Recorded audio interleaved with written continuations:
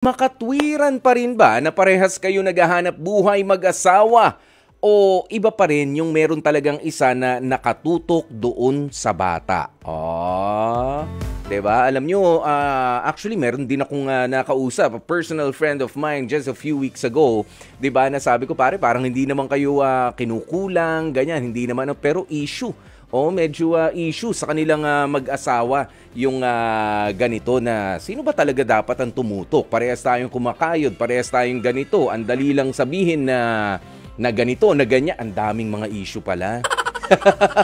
'Di ba? Na kailangan ding seryosohin natin ang pagsagot.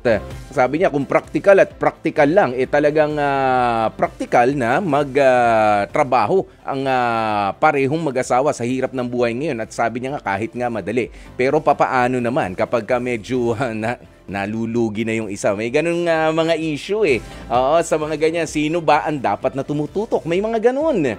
Oo, at doon pa nga nag-uumpisa yung mga konting tampuhan, mga konting bangayan. Pero alam nyo, natutuwa naman ako dahil kagabi pa lang ay ang dami ng mga sumagot. Ang dami ng mga nakisawsaw sa ating love question of the day. Kaya ito ang basahin na nga po natin. Sina Annalyn Fajardo, sabi niya, sa hirap ng buhay ngayon, hindi talaga sasapat na isa lang ang working. Dapat parehas talaga. At marami ring cheater na husband.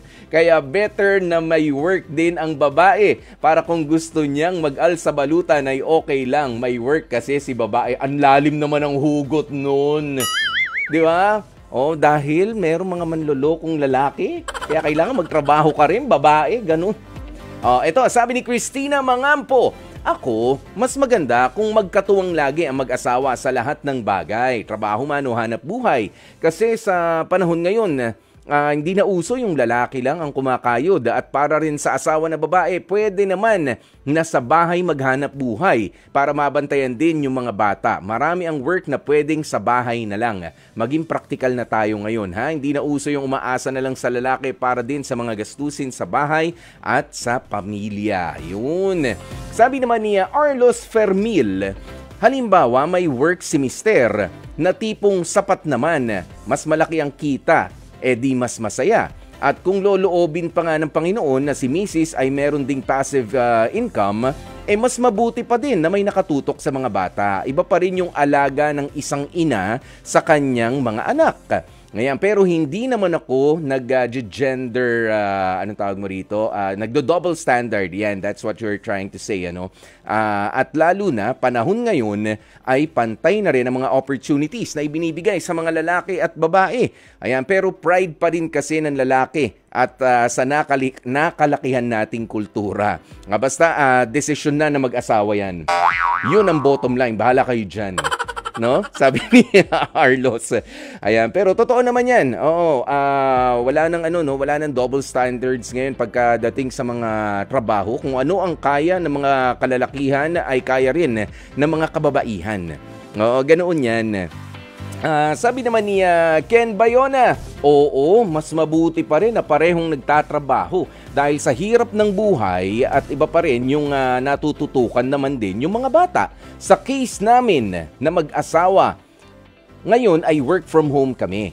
Hindi mabigat ang trabaho at kahit papaano natututukan pa rin namin yung mga bata. Well, good for you, Ken Bayona. Ito, sabi ni Fiona Botabara, ako as a parent, maganda na pareho kayong may income ng asawa mo. Lalo na at ang tataas na ng mga bilihin. At para maibigay natin yung mga bagay na kailangan natin at ng mga anak natin, iba pa rin sa pakiramdam ng isang ina na nakakatulong tayo sa mga gastusin. Pero meron siyang iniwan dito na pero. Ang laki ng pero. All caps. Mas importante na matutukan natin ang mga anak natin. Kung kaya naman tayong suportahan ni Mister, okay lang na isa lang muna ang magtrabaho. Lalo na nga kung ang edad ng anak natin yung bantayin pa. Ayan, at need ng guidance ng parent. Iba pa rin kasi yung anak na lumaki sa aruga ng magulang at hindi yung lumaki sa luho. Yan, kung kaya naman mag-work from home, Bakit hindi? Kung kaya naman din mag-home business katulad namin, bakit hindi rin? Ang importante is marunong tayong makontento sa nakakayanan ng bawat isa sa atin. Ang mga anak, darating ang araw na di na nila tayo gaanong hahanapin. Kaya hanggat kailangan tayo ng mga anak natin, ay sulitin natin. Akala nung iba simple lang na pag-usapan itong katanungan natin sa ngayon, di ba? Na okay pa ba? Talagang okay naman na dalawa kayo naghahanap buhay na mag-asawa. Ayan, pero kita nyo naman, napakabilis ng mga impormasyon at hindi naman tama rin, di ba? Ayon din sa mga pag-aaral, hindi rin tama na basta iwanan mo na lamang ng gadget yung anak mo sa bahay para maging kapalit mo o proxy mo.